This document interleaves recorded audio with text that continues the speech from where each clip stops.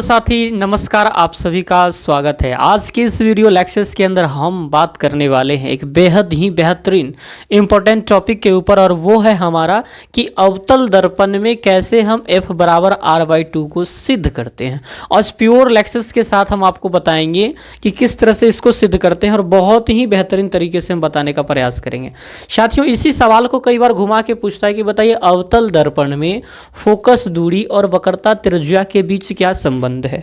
एकदम बेहतरीन, ध्यान देके आप थोड़ा देर हमें मौका दें, मैं आपको अच्छी तरीके से समझाने का पूरा प्रयास करूंगा। आइए बातें करते हैं। पहले छोटी छोटी बातें जो आपके लिए बहुत महत्वपूर्ण होंगी वो क्या है। देखिए, ये जो F है इसको कहते हैं हम F बराबर फोकस दूरी। क्या कहते हैं? फोकस दूरी। F बराबर क्या हम बोलते हैं? फोकस दूरी बोलते हैं। और ये जो हमारा R है इसको कहते हैं वक्रता त्रिज्या। इसको क्या कहते हैं? वक्रता त्रिज्या। और दोनों में जो फॉर्मूला बनती है वो F बराबर है R/2। F बराबर जो है R/2, यानी फोकस दूरी और वक्रता त्रिज्या में ये रिलेशन को बताती है। और रिलेशन क्या है कि फोकस दूरी जो होती है वक्रता त्रिज्या की आधी होती है, या वक्रता त्रिज्या है जो फोकस दूरी का दोगुना होती है, R बराबर 2F। ये रिलेशन बताती है। फोकस दूरी जो हो रही है वो वक्रता त्रिज्या जो हो रही है दोगुना है फोकस दूरी का, ये रिलेशंस को बताती। तो प्रश्न तीन तरह से बन सकते हैं। अवतल दर्पण में F बराबर R/2 को सिद्ध करें। दूसरा प्रश्न ये बन सकता है कि अवतल दर्पण में फोकस दूरी और वक्रता त्रिज्या के बीच संबंध बतावे। और तीसरा प्रश्न ये बन सकता है कि अवतल दर्पण में R बराबर 2F को सिद्ध करें। ये तीन प्रश्नों को आपने आसानी से समझा, लेकिन हाउ इज इट पॉसिबल्स, आइए हम करते हैं बातें। देखिए, ये बात जिसकी कर रहा है वो है हमारा अवतल दर्पण। जिसकी बात ये कर रहा है वो हमारा है अवतल दर्पण। और अवतल दर्पण कुछ ऐसा बनता है, देखिएगा मैं बनाने का प्रयास करता हूं। ये हमारा कौन सा दर्पण है? मैंने कहा ये हमारा कोई दर्पण नहीं है। अब इसको हम बाहर की तरफ प्रस्तुत करते हैं। देखिए, ये ऐसे हम कलर्ड कर रहे हैं, या फिर मैं ऐसे कलर्ड कर दूं। मैं इसको ऐसे कलर्ड कर रहा हूं। देखिए, ये हमारा हो गया कलर्ड। कलर्ड करने का मतलब ये है कि जो भी हम किरण गुजारेंगे और जो भी चीज़ हम देखने का प्रयास करेंगे वो दर्पण के इस साइड से देखेंगे। इस साइड का भाग जो है दर्पण का वो पेंट किया हुआ है, और ये पेंट का एक निशान हमने बना दिया है। और पेंट का निशान यही बताता है कि इमेज जो आएगी, हमारी इमेज जो भी रखी जाएगी वो दर्पण के इस साइड नहीं रखी जाएगी, क्योंकि जहाँ पे हम दर्पण है उसके पीछे हमने पेंट कर दिया है। तो दर्पण हमारा इधर है और इस साइड हमारी इमेज वगैरह रखी जाएगी, वस्तु हमारी रखी जाएगी। अब ये हमारा मान लेते हैं इसका नाम M है और इसका नाम N है। ये हमारा M है और इसका नाम N रख दिया। ये दर्पण का हमने ये जो है वो हमने ध्रुव बना दिया, प्रधान अक्ष खींचा हमने। ये दर्पण का P है, यानी ध्रुव है हमारा दर्पण का। किस दर्पण का ध्रुव है? तो अवतल दर्पण का ये ध्रुव है। ठीक है, अवतल दर्पण का ये ध्रुव है। अब मैं क्या कहता हूं कि ये P है, तो मैं छोटी छोटी बातें से स्टार्ट करता हूं। मैं क्या मानूंगा कि माना MN हमारा एक अवतल दर्पण है जिसमें P जो है वो इस दर्पण का क्या है? ध्रुव है। P जो है इस दर्पण का क्या है बच्चे? ध्रुव है। माफ कीजिएगा साथियों, ये ध्रुव है। तो मैं क्या लिख सकता हूं कि माना MN एक अवतल दर्पण है। अवतल दर्पण है। माना MN एक कैसा दर्पण है? अवतल दर्पण है। इधर नहीं जाएंगे क्योंकि इमेज फॉर्मेशन होगी, जिसमें P दर्पण का, P जो है दर्पण का ध्रुव है। P जो है दर्पण का ध्रुव है। ठीक है, माना MN एक अवतल दर्पण है जिसमें P दर्पण का क्या है? ध्रुव है। इतनी बात समझ में आई? आगे बढ़ते हैं। अब मैं क्या कहता हूं कि प्रधान अक्ष के समांतर इस पे एक कोई किरण आई। प्रधान अक्ष के समांतर जो भी किरणें आती हैं वो दर्पण से परावर्तन के बाद कहाँ से जाती है? फोकस से जाती है। ये दर्पण के परावर्तन का इमेज फॉर्मेशंस का एक नियम है कि इस प्रधान अक्ष के समांतर कोई भी किरण आएगी। मैंने कहा ये किरण आई, इसका नाम धर देते हैं, ये A है और ये हमारा B पे टकरा गई।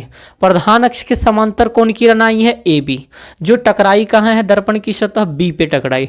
और दर्पण की सतह से टकराने के बाद वो जिस बिंदु से जाती है उसी को फोकस कहा जाता है। इट मीन्स ये फोकस से जा रही है ऐसे।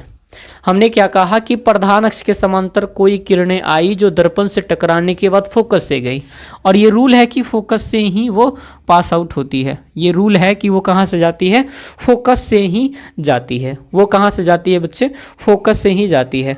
अब मैं क्या कहता हूँ कि वो किस एंगल पे आई, ये वाली आने वाली जो हमारी किरण थी किस एंगल पे गई और किस एंगल पे आई ए और किस एंगल पे गई, इसको बताने के लिए हमने एक चीज़ का सहारा लेते हैं जिसका नाम पड़ता है, वो होता है हमारी जो परपेंडिकुलर लाइन होती है, अविलंब जिसे कहा जाता है। पहले इसको मैं लिख देता हूं, जिसमें ए बी किरण, जिसमें ए बी आपतित किरण, जिसमें ए बी क्या है, आपतित किरण,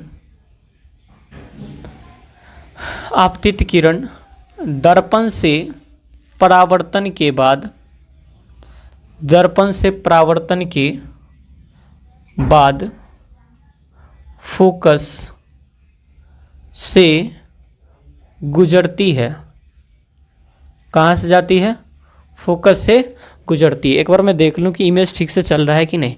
जिसमें ये कहाँ से गुजरती है, फोकस से गुजरती है, और फोकस से गुजरती है तो मैं कह रहा हूँ कि ये कितनी एंगल पे आई, तो मैं इसको मानता हूँ कि ये हमारा टेंजेंट है और इसके लिए 90 डिग्री हमने बनाया, कुछ ऐसा। ये 90 बन रहा है तो इससे हम 90 डिग्री पर एक अविलंब खींचेंगे। 90 डिग्री पर क्या करेंगे, एक अविलंब खींचेंगे। तो इसका नाम हम दे देते हैं, ये हमारा सी है।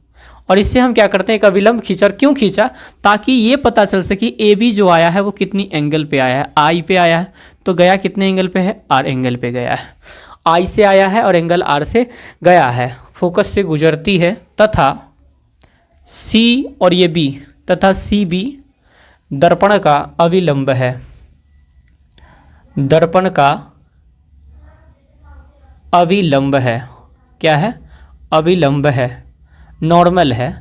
तब हमें सिद्ध करना है, तब हमें सिद्ध करना है, तब हमें सिद्ध करना है कि F बराबर R/2 होता है। ये तो हमारी कुछ भाषा हो गई, जिस भाषा की आवश्यकता हमें पड़ती है। मैं फिर से बताता हूँ आपको कि M और N हमारा एक दर्पण है, लिखा, माना MN एक अवतल दर्पण है। कैसा दर्पण है, अवतल दर्पण है।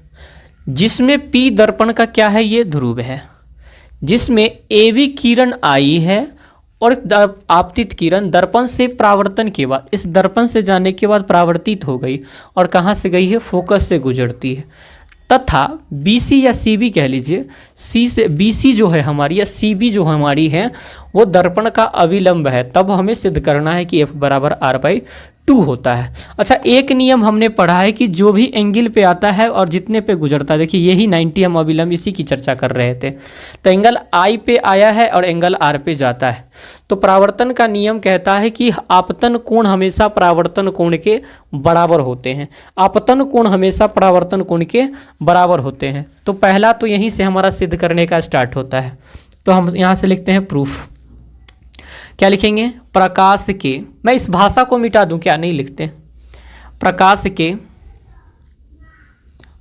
के परावर्तन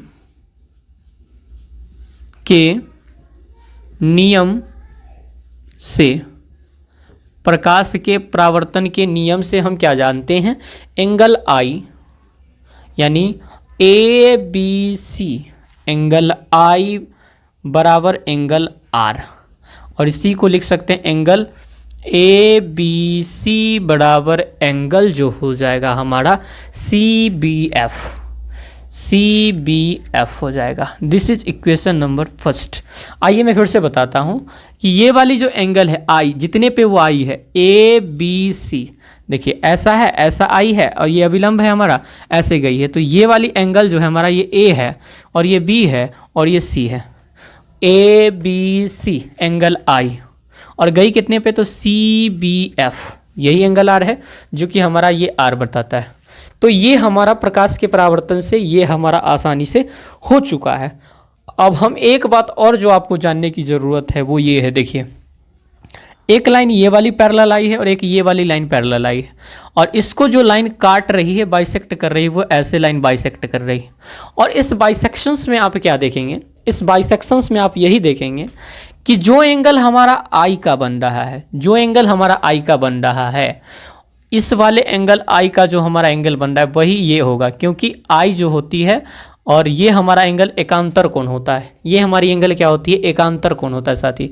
तो जो एंगल आई है वही एंगल ये आई हो जाएगा। तो मैं लिख दूं यहाँ पे क्या, अरे जरा सा इसको मैं भूल जाऊं, जरा सा मैं इसको भूल जाऊं, तो जो एंगल ये है इस वाले को ये क्रॉस सेक्शंस कर रहा है, तो ये एंगल आई है तो ये भी आई होगा ना। इसको मैं लिख देता हूँ, ठीक है, ये आर है हमारा, थोड़ी सी टेढ़ हो जाती है, क्या कीजिएगा। चलिए हाँ, तो लिखते हैं क्या, एकांतर कोण से, कौन सा, एकांतर कोण से, एकांतर कोण से मित्र हम क्या पाते हैं कि एंगल आई यानी एंगल ए बी सी बराबर एंगल ये वाला यानी बी सी एफ, ये हमारा एंगल आई जो है वो एंगल बी सी एफ के बराबर हो गया, एंगल आई जो है हमारा बी सी एफ के बराबर हो गया। चलिए यहाँ तक हम बातों को ले लेते हैं और इतना तक हम बातों को रखते हैं। ये हम नॉर्मली यहाँ तक आराम से कर सकते थे। अब जो पुनः हम जिस चीज़ की चर्चा करने वाले हैं वो हमारा कुछ इक्वेशंस यहाँ और यहाँ से बनता है। समीकरण 2 इसको हम मान लेते हैं और फिर समीकरण 1 और 2 से चर्चा हम करेंगे। मान लीजिए ये 2 है तो हम कहेंगे समीकरण 1 एवं कैन से 2 से, समीकरण 1 एवं 2 से। तो देखिए ये बराबर है तो ये और ये आपस में क्या हो जाएंगे, बराबर हो जाएंगे। तो मेरे पास जगह है नहीं, इसे आप नोट कर ले, मैं आगे यहाँ से बताता हूँ। तो मैं इसे मिटा देता हूँ, बेहतरीन। देखिए इसे मैं मिटाता हूँ और जहाँ तक मैं काम किया हूँ वहाँ से अब आपको बताता हूँ। तो ये और ये बराबर है एंगल समीकरण 1 और 1 से, तो ये और ये आपस में क्या हो जाएंगे, फिर से बराबर हो जाएंगे। तो एंगल बी, माफ कीजिए, सी बी एफ जो है वह एंगल बी सी एफ के बराबर हो जाएंगे। और त्रिभुज में जब हम चलते हैं, त्रिभुज किस में, बी सी एफ त्रिभुज में, त्रिभुज बी सी एफ में, त्रिभुज बी सी एफ में दो एंगल तो आपस में बराबर ही हैं, सी बी एफ और angle B C F, angle C B F बराबर एंगल बी सी एफ। और जिस त्रिभुज के ये और ये कोण आपस में बराबर हो जाएं, इसका मतलब वो त्रिभुज कैसा हो गया, समद्विबाहु त्रिभुज हो गया। देखिए ना, एंगल सी बी एफ की बात करें, बी सी एफ की बात करें और बी जो है वो एंगल सी के बराबर हो, तो दो त्रिभुज में, एक ही त्रिभुज में जब दो कोण आपस में बराबर हो जाते हैं तो समद्विबाहु त्रिभुज कहा जाता है। अब दो एंगल बराबर है तो इसके सामने की भुजा भी आपस में बराबर होंगी, इसके सामने की भुजा, तो इसके सामने की भुजा बढ़ रही है ये, और इसके सामने की भुजा कौन सी पड़ रही है ये, तो बी एफ जो है वो सी एफ के बराबर हो जाएगा। देखिए इसके सामने की भुजा क्या है ये, और इसके सामने की भुजा ये, इसीलिए चूंकि त्रिभुज समद्विबाहु है, चूंकि त्रिभुज कैसा है, अगर ये दोनों एंगल बराबर हैं तो हम कह सकते हैं इसीलिए सी एफ जो है वो बी एफ के बराबर हो जाएगा। इसलिए त्रिभुज क्या होगा, समद्विबाहु, त्रिभुज कैसा है, समद्विबाहु है। इतनी तक बातों को आप आसानी से समझ पाए होंगे, मुझे पक्की सी उम्मीद है। देखिए मैंने कुछ नहीं किया, परावर्तन का नियम अप्लाई किया, एकांतर कोण किया, इस दोनों को इक्वल किया, यहाँ कर दिया, और जब मैंने दोनों को इक्वल किया तो एंगल बी और एंगल सी के बराबर है, तो एंगल बी है जो एंगल सी के बराबर है, तो इस त्रिभुज में बी सी एफ त्रिभुज में दो कोण बराबर है तो सामने की भुजा भी बराबर होगा। तो इस बी के सामने पड़ता है सी एफ ये वाला, और इस ए के सामने पड़ता है बी एफ, तो सी एफ बराबर बी एफ हमारा हो गया। और त्रिभुज कैसे हो गए, समद्विबाहु त्रिभुज हो गए।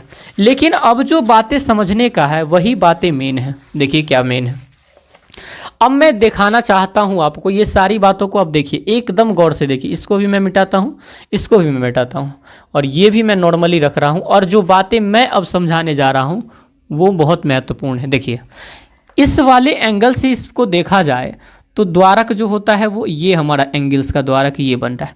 द्वारक मतलब क्या होता है कि दर्पण के साइज कितना हमने लिया है, तो ये वाला लिया है। लेकिन मैं इसको और छोटा कर दूंगा तो ये वाला यहाँ बी आ जाएगा और यहाँ ये आ जाएगा। अरे आ जाएगा कि नहीं आ जाएगा। तो जो B से लेकर F तक की जो दूरी है वो अब कुछ यहाँ आ रहा है, लेकिन और छोटा कर दीजिए। तो B यहाँ आ गया, तो जो B से लेकर F तक की दूरी है वो F और P के समीप आ रहा है, और मैं कह रहा हूँ कि B को अब यहाँ कर दो।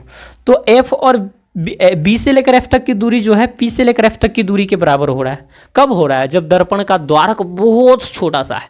जब दर्पण का द्वारक क्या हो रहा है? बहुत छोटा सा हो रहा है, तब ऐसा कंडीशन हो सकता है। तो हम कहेंगे क्या कि जब दर्पण का द्वारक छोटा हो, जब दर्पण का द्वारक छोटा हो, तो जो है B वो कहाँ, किसके ऊपर चढ़ जाएगा? P के ऊपर। तो B टेंस टू क्या हो जाएगा? P। इसीलिए B से लेकर F तक की जो दूरी है P से लेकर F तक की दूरी के बराबर हो जाएगा। BF जो है वो PF तक की दूरी के बराबर हो जाएगा। और जब ऐसा होता है तो मैं इसको मानता हूँ कि ये तीसरा इक्वेशन है मेरा। जब ऐसा हो जाता है तो BF जो है वो CF के बराबर है और BF जो है PF के बराबर है। तो क्या CF और PF बराबर नहीं होगा?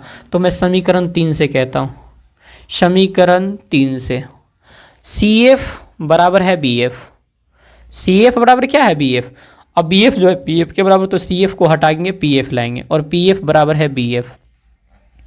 अब हम दोनों तरफ ऐड करते हैं PF को, दोनों तरफ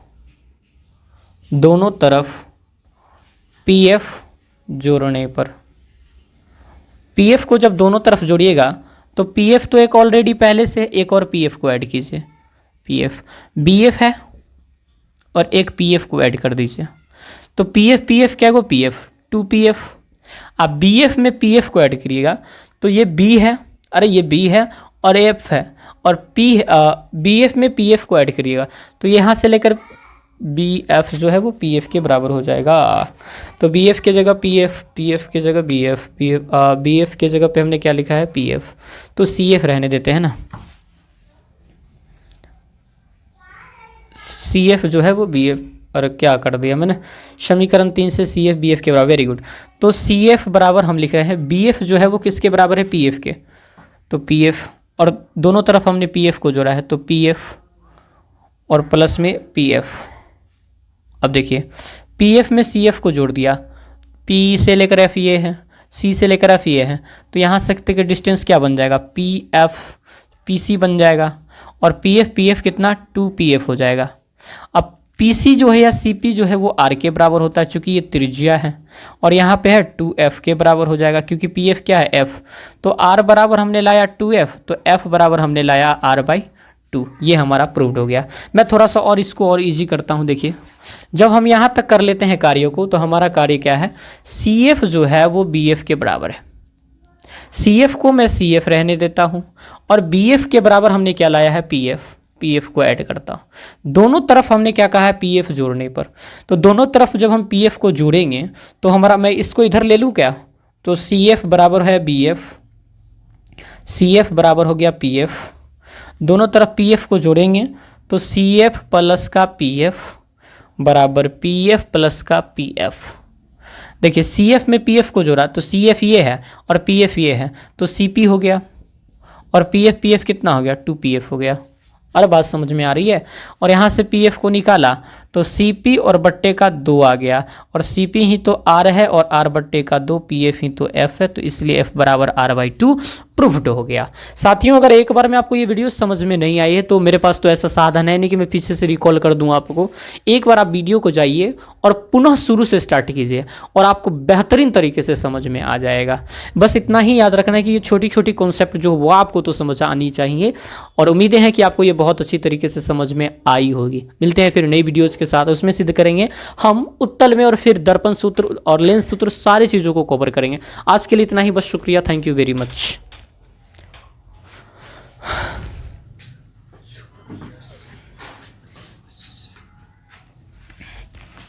ना